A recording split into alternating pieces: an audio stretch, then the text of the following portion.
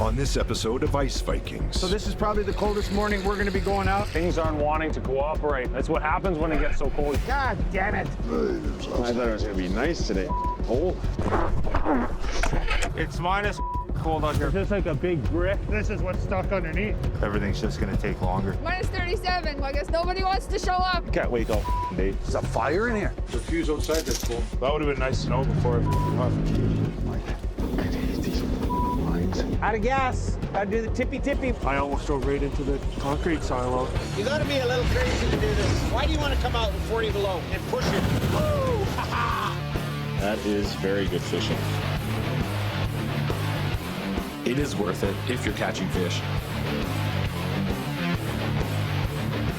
That's the smell of money, baby.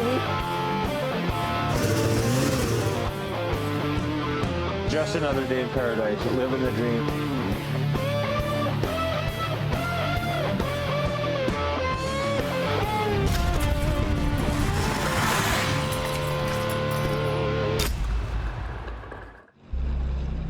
Last minute, last day, last hour, last second. Do or die. Last minute. How far from shore were we? Could see shore, but we're not on shore. Golden rule. We're not on shore till we're on shore, and nothing's done till you're off the ice. It's time to head off the ice for the last time this season for Chris Christensen and his crew. But the ice has become brittle and unsafe. Even with the home stretch in sight, it's unclear if they'll make it to shore. All I can do is try to fly over it. I'm just gonna go fast. Watch out, Joel. Holy! You can't cross that now. It all broke off. The bomber breaks off a shelf of ice. Jeff unknowingly is taking a run at the dangerous crossing, which is now only floating ice and open water. Stop him! Stop him! Like, stop him! Go over there! I told him not to come. Stand in front of him then! Chris Christensen and his crew hope to lift a gang of nets in Gimli for the first time after a good soak. If I can get a ton today, then I'm still in the game out here. If I don't get a ton of whitefish, then I'm going to start doing some second guessing. It's one of those days where you think twice about rolling out of bed, but this cold's going to be the factor today. We're kind of used to it. You don't really get used to it, but we'll just tough through it and do what we got to do. Minus 40. So this is probably the coldest morning we're going to be going out, but we're going to do a little sacrifice on the lake today because maybe we need a weather change. It's just wreaking havoc on everything we're doing. I don't know why the electric start's not working. In the blistering cold, equipment falters, and Chris's crew must be exposed even longer to dangerous extremes. Well, it's definitely got enough gas now, so it must be not getting sparked. Try not to break anything in the meantime. Wow. Got a lighter? Josh has one probably. I need one that works. Right here. Propane on? Yeah. Okay. I don't know what to tell you. Hot now. Okay, pull it. Things aren't wanting to cooperate. Problems. That's what happens when it gets so cold. You find every little problem with everything. No spark. Chris says I was kind of handling the generator, so I'm kind of letting them do what they want with that. So Nobody wants to talk. Joel doesn't want to talk to me. He's afraid there's a black cloud over my head. tensions get high, your fingers are cold. It's stuff you don't want to be doing, but. Well. Oh! What'd you do? Whoa. Don't prime it too many times. Did you prime it again? Try it. God damn it. What the?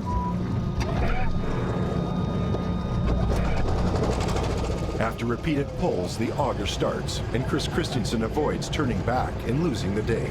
Still not running right. This is their first lift in Gimli, and while they're hedging their bets by also lifting near Hecla, these nets must produce whitefish. Okay. Now we find out who's to bless and who's to blame in all this. On Moonlight Bay, Richard and Mike are one of the few teams that do all their lifting outside. On days as cold as today, everything becomes harder and more dangerous. Might be at least minus 30 right now, 35 or so. I thought it was going to be nice today. Cold. Making matters worse, they don't have their bomber. Without it, everything will be harder, take longer, and they'll have to spend more time in the frigid temperatures. Bombardiers at home. Hopefully my buddy can fix her up. It seems to be the starter. Last lift, Richard and Mike needed to boost their bomber on the ice. But a boost wasn't enough to get their key piece of equipment to start today. Not very sharp at all. But it's starting to get dull. We have to get new blades on it. You pull it up. Okay. And now they have a dull blade on their auger. With season's end closing in fast, any problem that slows them down is money lost. It'd take about 10 minutes just to get through. The bomber auger, that's a lot better. Between a dull auger blade and no bomber, Richard and Mike have a cold, slow start to their day. And it's about to get worse. Jesus Christ. Look how am I gonna get the front out?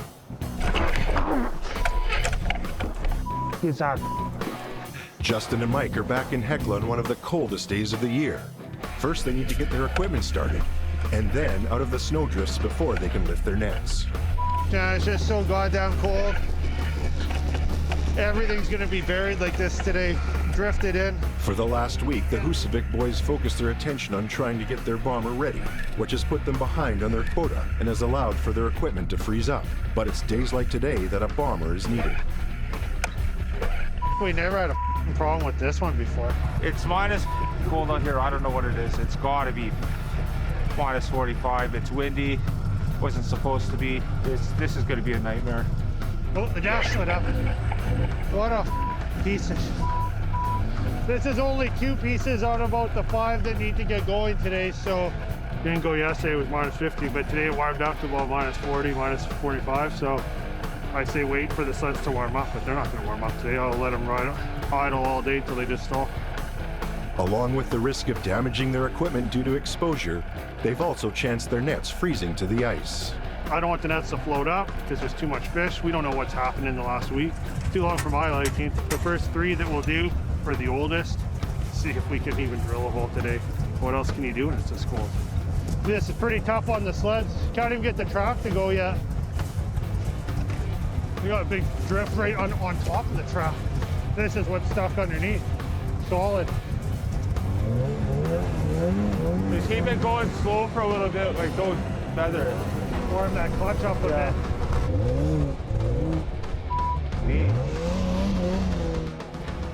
Yeah, that smell there is a not new belt anymore. To get rid of this sleigh. Never had to dig out a sled out here that was that frozen in. Can add 2 new belts to the list of things to buy. It's just so cold. It is, and it wasn't supposed to be windy today, and there's a pretty brisk breeze coming off the shore here, so this should be interesting when we get out there. Everything's just going to take longer today. They attempt to pull out their lifting caboose with both their snowmobiles, another task better suited for a bomber. Stop. I only got 1 cylinder. I couldn't even get my track to spin. He's frozen good today. Mine's baby Jesus. If the sled started like that, the day would be easier. That wind is sharp. Holy, the auger started. Well, I guess that means that we're gonna have to fish now. That's everything. I don't know how it started. Towing this Swifter out today took at least a year off each of those snowmobiles. I was just waiting for the engine to blow. There's still a lot of days for a lot of to break. With the bomber build still incomplete, they can't afford to lose a piece of equipment to the cold weather. This is just so hard on the equipment. This is cold for everybody, but eventually we gotta fish, so this is what we signed up for. I'll be surprised if we get a fish by sundown.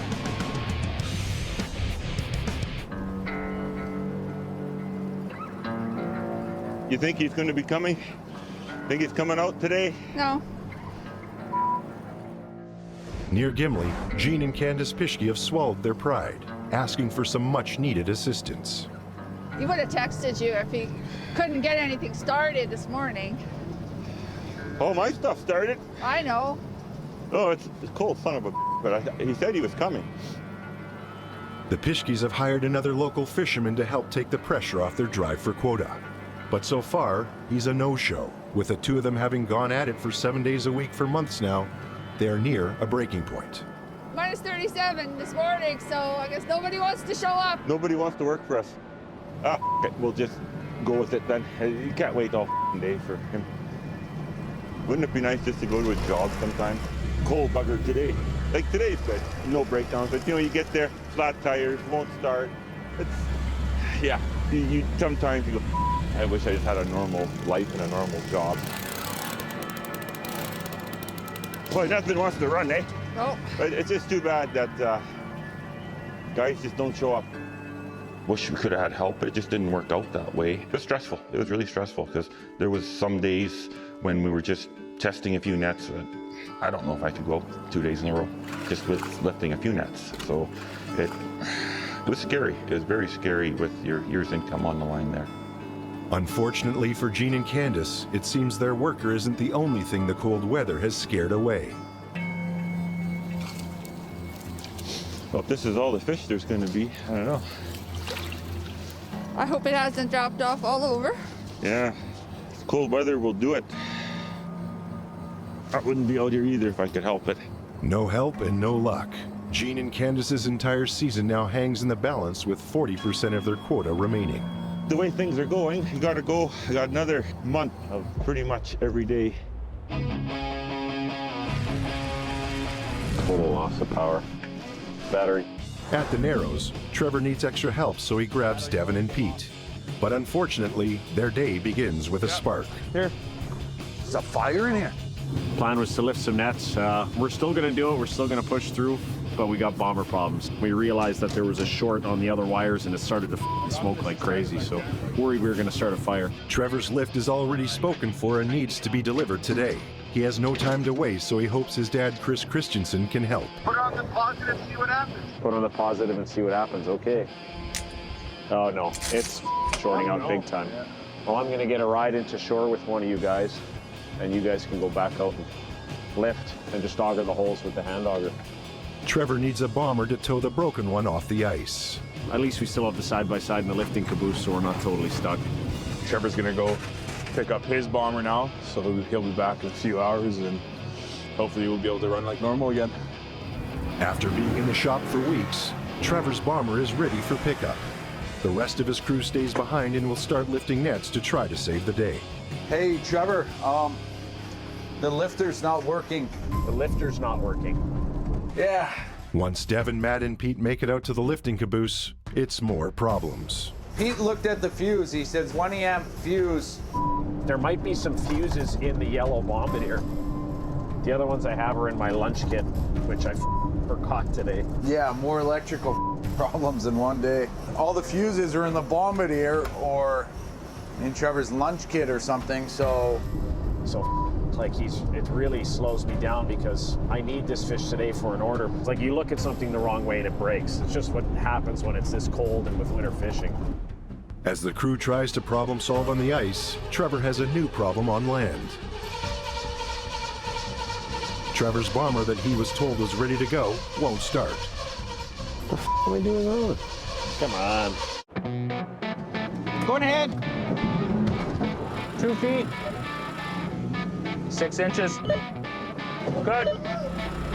Finally. After fighting with equipment, Chris Christensen hopes his first lift in Gimli is heavy with whitefish, as he needs 1 ton to make this move worthwhile. You get a box and a half, eh? Well, I'm pretty sure you got 2. 2 of whitefish? Just over, yeah. Woohoo! That's good. We're doing it. We're doing it. Although Chris Christensen's crew have sidestepped issues with the cold, his employees at the shed haven't. Power's out of the shed. He's got to start the truck to charge up the cell phone because the cell phone's dead. They got no light on the cell phone. So you can't plug in the truck to start the truck so you can charge your cell phone to use the light to cut the fish.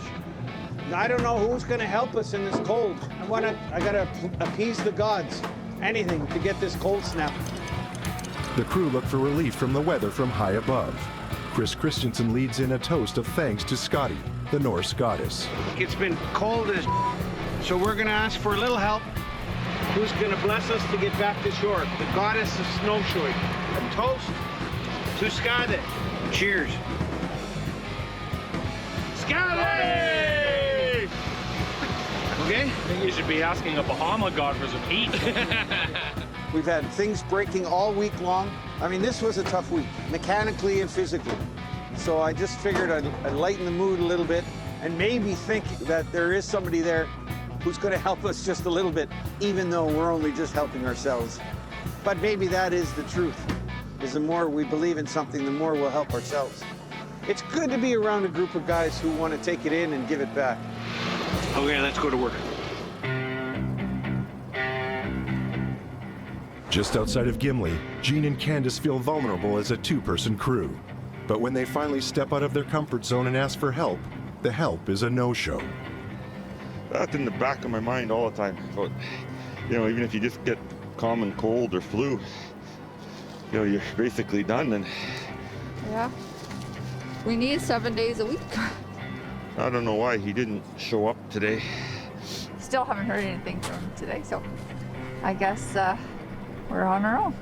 I was hoping that maybe we would get someone out to give us a hand, because we're getting tired, and I don't think Gene's hands are getting fatigued and sore. So, but we'll plug away and we'll get it done. Yeah, but we're gonna need the whole season, I think. We might have to set more nets just to stay on top of things to finish on time. Setting nets is more work for an already overworked husband and wife, but their income is their ambition. They'll pull out all the stops to meet that goal. We can do it ourselves. We got her. We got her. You have to always rely on yourself anyway. Nothing spectacular, eh? No, it's really dropping, eh? That's good right there. You don't have to go any further. I think it's just dropped off overall here. But this cold weather's dynamite for it. Like people. Cold out, they don't want to go outside. So fish don't want to move either. Nothing wants to move. A little bit lighter, this lift. We're kind of off our average, that's for sure. Trevor's crew has a big order pending for the end of the day, but they're still dealing with a blown fuse. Oh wait, Trevor texted me, let's see what he said here. In the red container underneath the driver's seat. Yeah, that's what we're gonna do. Go there and look first, and then we'll go from there. Oh, we're just wasting so much time right now running back and forth because everything that can go wrong today has gone wrong within the last 45 minutes. Oh yeah.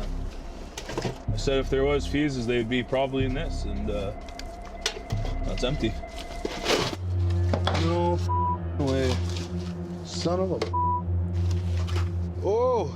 Oh! We got fuses, baby. I'm gonna go with those are the right ones, and I'm gonna go back there. But before I go with there, I guess I need tools.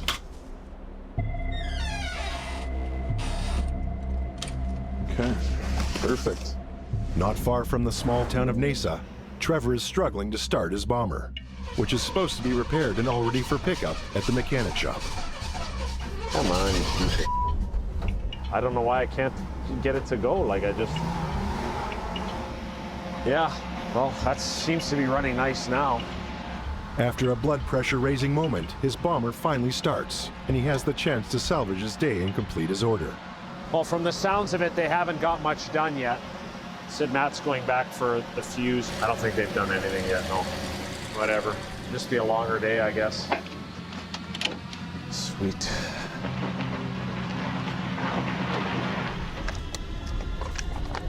Oh, God, that is insane. Could have bought another side-by-side for that $8,700. After a massive repair bill, Trevor needs to fulfill this order now more than ever. Let's try to get this thing running. Yeah, we need to get going here. There's a fuse outside that's blown. It's not this fuse that blew? No. Ah, that would have been nice to know before I left. Is it a glass fuse or is it a plastic fuse? The wasted minutes are adding up into hours. Matt has to travel miles back to the stranded bomber to look for another fuse. Get the fuse out, put that on in. Yeah, I know, but it'd be nice if I was told that it wasn't the fuse that I grabbed.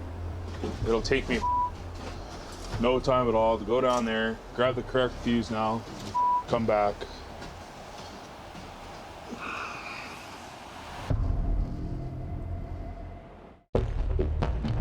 Miscommunication of being told what fuse is needed is kind of one of the problems here right now. Whatever, I'll go rip down there again. I gotta fuel up this thing. It's almost out of fuel now. Near Hecla, repair and confusion reign. Well, this is turning into a real long day. I should have been more specific. I should have told him the generator one blew. You know? Now Matt's got to go all the way back again and grab the right fuses. Oh, deja vu. I was told the fuse was blown. I guess one guy knew what the fuse was, that was the issue, and he didn't relay that at all. Now I'm back grabbing fuses again. Got it, right? Yeah. Okay. We got it now. Not here to save the day.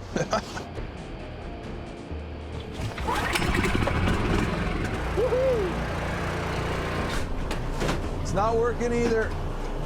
Well, I guess now possibly the other fuse is all up too. On Moonlight Bay, Richard and Mike struggle with bad luck, subjecting them to be out longer on one of the coldest days of the year. Hello, Hunter. Jesus Christ. We're using a heavy running line and it's all froze up now. You'll have to take it in and thaw it out again. The added weight of the iced up running line at the other end makes it a nightmare to pull up. That makes the day just worse. Oh, right. Jesus. Oh. Jesus Christ. Hold it. Jeez. Yeah, I got it. A net previously frozen and left behind gets tangled with the net they're lifting. Jesus Christ.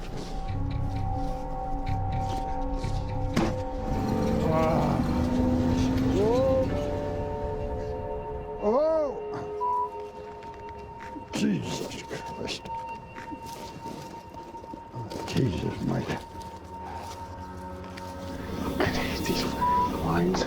After Mike struggles more with the iced up running line, the father-son team move on to the next net, which needs cross ties. Another task not suited for the cold, windy day. I got it. I got it. I know, I'm trying to get my end. Where the hell is this? We had to put some cross ties in some of them. They bring down the net a bit. They don't make it as tight. If you got it, no cross ties in it, it's just like a fence. You put the cross ties in it, it forms a little bag. With this cold weather, it's pretty hard to get them on. The brutal cold restricts blood flow to the fingers, making the work nearly impossible. But the men have no choice but to tie cross ties if they want enough fish to finish quota. Okay, one more here. Yeah. This. Without the cross ties, you're not getting, like, we got a tub in the first net with the cross ties, and then the next one we had 10 fish, so you gotta have them, otherwise they just bounce right off. Do the cross ties. Takes about 20 minutes a net. Richard and Mike hope spending the extra time and effort putting in the cross ties pays off the next lift. Okay, this will be the last one, I think. The rest of the day, nothing. That's it. Out of gas. Gotta do the tippy-tippy. We're gonna have some fun outside with the snowmobile. Chris Christensen hits another auger issue. The cold knocked out the power that morning, and no power equals no pump and no gas. It's down to a coffee cup to get precious fuel. A double-double for the for the auger. We didn't want to shut the sleigh auger off when we started it this morning. It didn't look like it was going to happen there for a while. But once we got it started, I wasn't going to shut it off until it got nice and warm. So we ran out of gas. Now there's your shot of espresso. Feeling for Peter to pay Paul. Now what if this doesn't start again? Touch wood.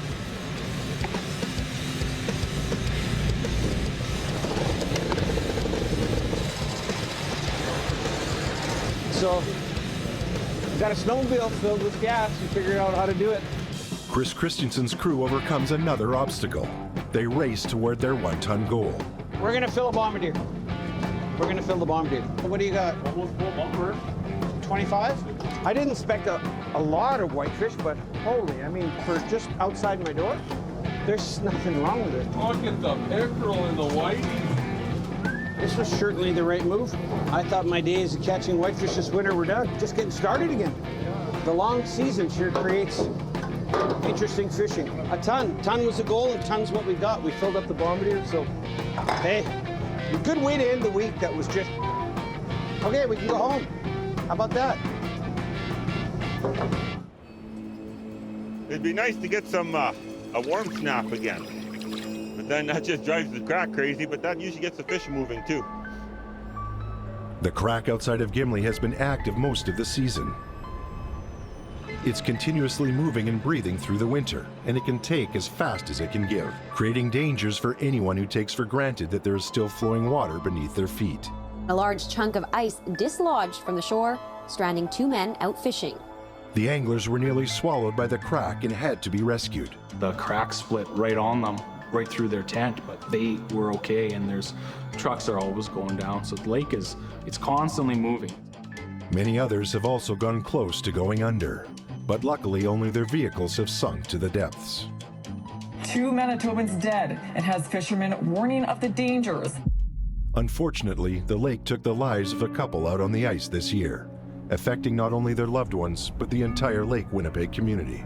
You try not to think about that on a daily basis, but there's any sort of number of things that can happen that you wouldn't expect. You gotta watch what you're doing. Anything you do, still gotta watch what you're doing. I mean, people die every year on Lake Winnipeg. It's dangerous. See a number of people pass away, it's pretty hard, but sometimes that's the way it goes in the business. This is why everyone on the lake takes the dangers of the ice seriously, especially those who rely on the lake for their income, like Jean and Candace. Finding a place to safely cross the crack may be time-consuming, but necessary. Without anyone to watch their backs, the Pishkis have to start thinking ahead to make up for lost time. You come out and you figure, well, we crossed yesterday, it'll be fine, but no, it's not. The next few days is going to be terrible. You're worried about it. It takes time out of your day every day to get across it, because it's forever changing. With the season working against them, Jean and Candace try to work smarter, not harder. After a disappointing lift, they decide to check the crack before they cross it the next morning to lift their outside gang of nets. Oh, I think we could knock that down tonight and cross over there in the morning. Just got to knock it down, put some ice in there. Eh? Here, it might freeze up by morning. Might seal up. Yeah, it's going to just keep widening up. Not good. Despite all the hurdles, they have yet to let a challenge keep them down. They are fighting the clock, and if they can preempt obstacles, they won't leave any money on the table. I think if we knock this down fairly flat, hey? Yeah. No, you leave that open, the cold weather should freeze that. It pays to do your due diligence for crossing a crack like this. Not the perfect spot, but we'll hit it at 20 mile an hour and we'll float across that. And time is the biggest constraint you have out here. Got it in. 20 amp fuse there, plus 1 on the generator. Both fuses blew. Just outside of Hecla, Trevor's team attempts to start their lifter, now that they've replaced 2 blown fuses. There we go. That's what I want. Start. It worked. It didn't even want to turn over. Yeah, there you go, man. Didn't even want to turn over, man. All right, we're back in business. Now we get to get out these perfectly sized fish now. Trevor's crew is finally able to lift, but there is a client waiting for today's catch. Is there enough time to fill and deliver today's order? Trevor finally reaches base camp, but hasn't reunited with his crew or towed back the borrowed bomber for repair. Here goes nothing. So nervous to take this out on the lake. It's been twice that I've taken it out and had to turn around. It should be okay though. Hey Devin, I got something that's gonna make you really happy. Oh, what's that? Look around the front of the lifting caboose. Oh, running great. Everything's going good now. How many nets you guys do? 3. We're heading over to number 4 now. Nice. Okay, well I got the good auger, so I figured I might as well auger all the holes before I take off to take the other bomber in. Well, they got a few nets done, which is good. But it's not the day I was hoping for. You know, I think I'm kind of hot maybe, but this is the second day this year I've actually had all my own stuff out on the lake. Only the second of the whole year. Ridiculous. I'm not happy about the repair bills and all the other adding up. I have to talk to my customers and tell them I'm not going to be able to do it today. At this point now in the season, I can't really afford to waste any days and lose any more days, so just got to get the done. Trevor's day isn't a total bust. Although they have to pull home a broken bomber, they also have a full load of fish. Still got to get into shore, but yeah, it was good fishing. More than happy with that. That kind of makes the day worth it at the end of it.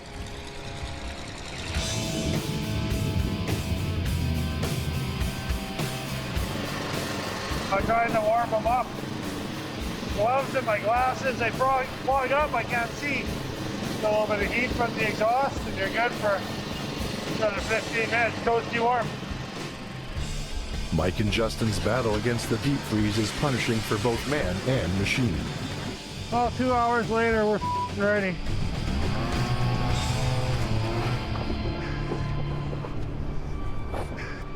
My eyes like froze shut there. Man. No wonder my lenses are all pitted. I hold them right against the muffler. Can you slow it down? Because I don't want to go back outside. I don't want to go. Those belts are so stiff on that auger. Every time you release it from drilling, both belts come off because they just don't take the shape. It was nice and warm for one hole, and now it's like starting it for the first time today. This is where the price of fish should go up about tenfold.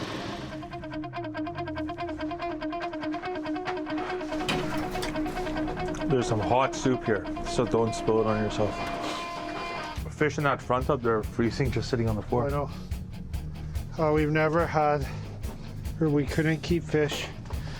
Well, all of them are all glazed over.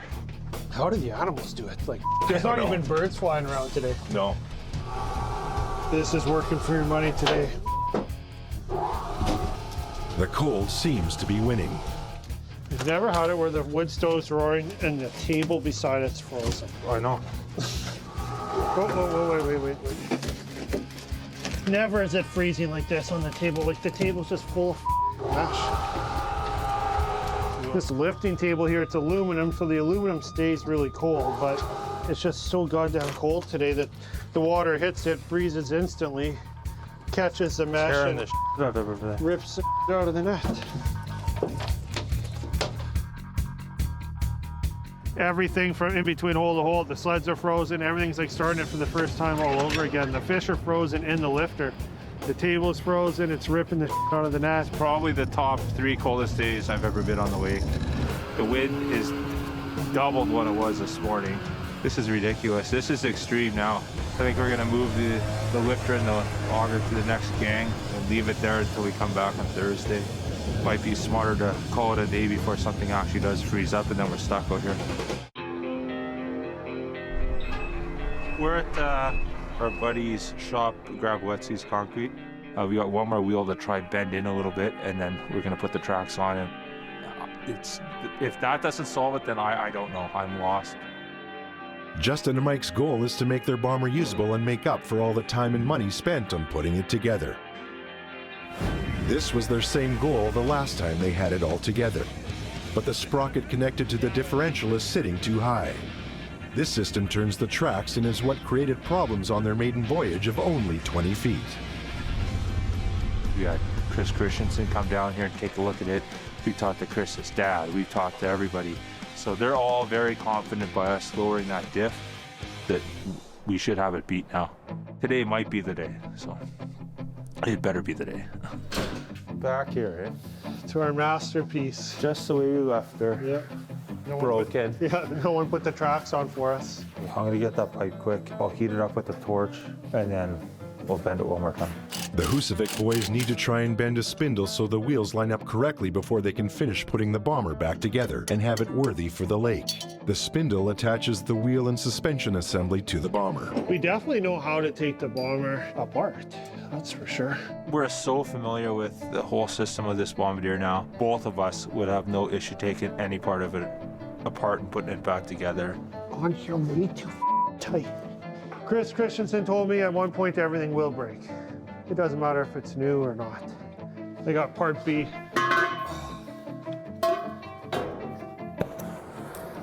I need to get it like cherry red right around, but I need to keep going back to the first spot and it kind of pushes the heat. The intense heat will weaken the metal enough to bend it back to the right position. When you're heating something like that, you just want to get it orange, like equally orange around the whole spindle before you try and move it.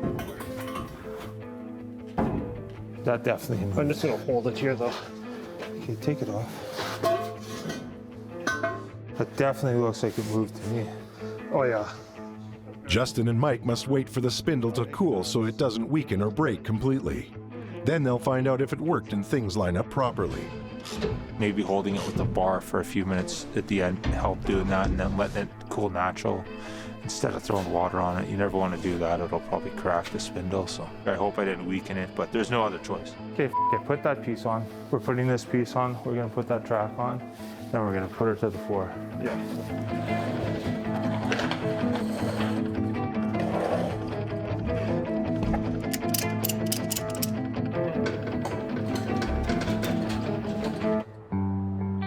I wonder how the old ice house is here, and look at what they've done with it. 3 generations of Christiansens explore their family history at the New Iceland Heritage Museum.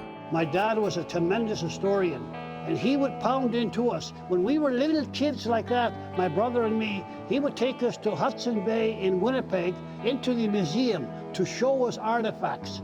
How do you know where you're going if you don't know your history? Yeah, this is our post-Viking history, eh? That's right. Robert and Chris Christensen take Devon on a tour through the Gimli Visitor Center, taking in a history of their family and the industry. Here's your families. See here? What is that? Christensen Fish. There you are. There's your heritage. Yeah, eh? Yeah. So, Devon, if you're ever wondering where you came from, you just knock on the museum door, ask Bill to let you in. Yeah. And you stand in front of this board for 5 minutes, and you'll know everything you want to know. Us, 3 generations here, from the start to here to what we're at right now on the ice. It's all right here. Here is an old picture of 1910. That's 110 years ago. And there's the ice house that we are standing in here right now. As the tour goes on, it's evident that knowing your history is important, giving future generations knowledge and information of how things were, and the opportunity to improve on what has been developed thus far. So, Grandpa, how many jiggers they had to lose before they made the knockers?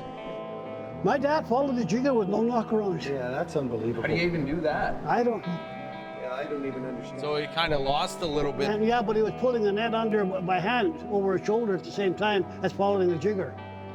In case you're grumbling about something. Yeah. He says over the shoulder, you're looking the other way. I put around my waist, then I could watch the guy, and if the guy's... No. So there's 2 ways you can bet your own way. Gene and Candace's time spent filling in the crack has paid off, and it's smooth sailing to their nets beyond the pressure ridge. As an extra precaution, they leave their bomber behind and cross the crack with snowmobiles, along with some newfound help. Son Alec is out, and he's helping us, which is great. He's off for school break now, and he wants to come out, and yeah, all hands on deck. We need the extra help. With their 16-year-old son Alec out to help, some pressure is relieved on the fatigued couple as they teach him the ropes, hoping he has what it takes. It's nice to see them growing and experiencing fishing. Need to see a sign of fish.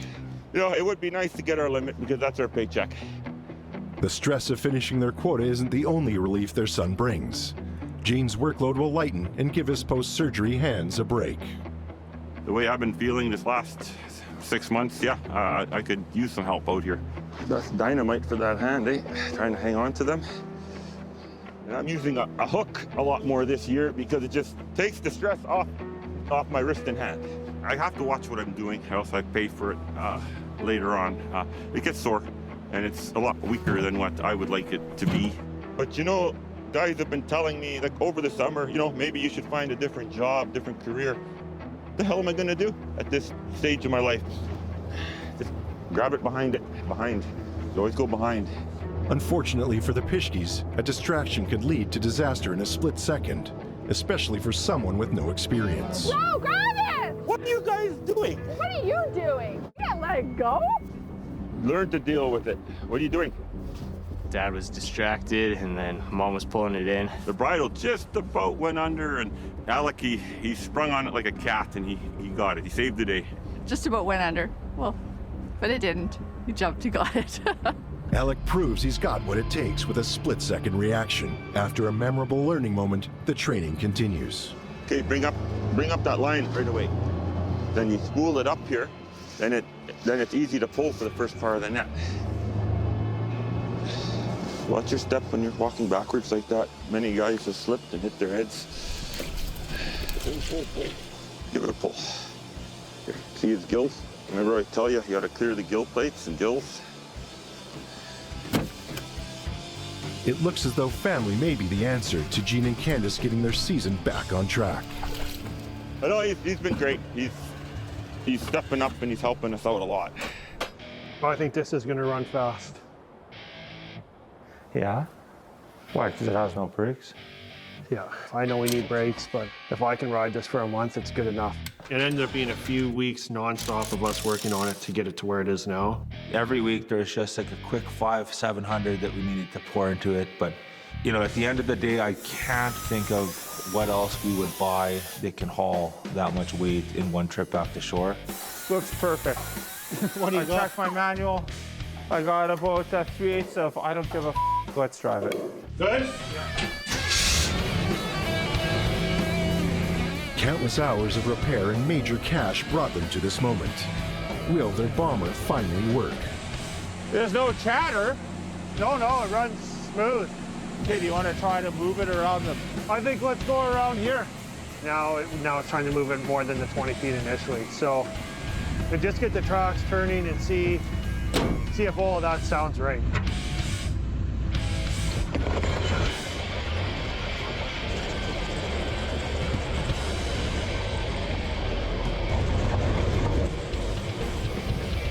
Well, I think success. Everything seems to be driving pretty straight. The wheels are running pretty straight. I think it's a miracle. Maybe we'll have a shot. I think we should have a shot. I think we should all have a shot. We already know we need brakes, and I clearly found that out. I almost drove right into the concrete silo. That was close. Drink time. But yeah, we were going into the silo. We were. Bombardier driving First time he's ever gotten his hands dirty. Yeah. Joey, where's the liquor? Next time on Ice Vikings. Whoa. March has never been my favorite. You don't know if you're on inches or feet. What's going on? Why was that such a get out? When you win, you win. But when you lose, you learn. Not only am I gonna go broke, I'm gonna get kicked off the lake now. This is organized madness. God almighty. Oh, Christ. Holy. Hey, buddy. I don't know what the that was.